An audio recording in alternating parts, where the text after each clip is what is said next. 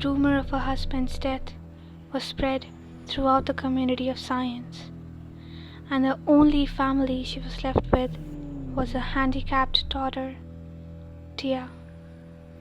But after 8.5 long years, she came across the truth that her husband is alive.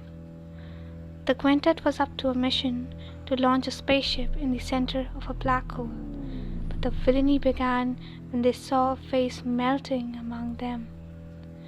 Blood is what she saw as soon as she entered her best friend's, Christiana's, room. Revenge burned in her blood. Now she had to reach the center faster than she ever thought. But will the pages remain white, or will dark take over?